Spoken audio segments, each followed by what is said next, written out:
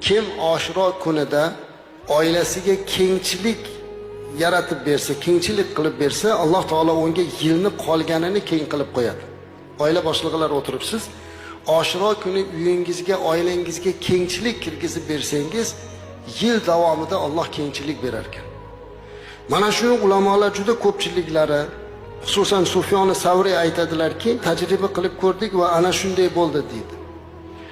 Sufyon ibn Uyayna aytadilar, biz buni 50 yil yoki 60 yil tajriba qilib ko'rganmiz va faqatgina yaxshilik ko'rdik deydi. Ya'ni har yili mana shu kuni kengchilik qilganda, yil davomida oilasida kengchilik bo'lishligini, guvohi bo'lganligini 50 yil, 60 yil aytib beryaptilar. Shuning uchun bir kun imkoniyat uyingizga, oilangizga bir kengchilik qilib bering. Chiroyli bir dasturxon qiling, ma'naviy muhitni chiroyli sog'lom qilib bering.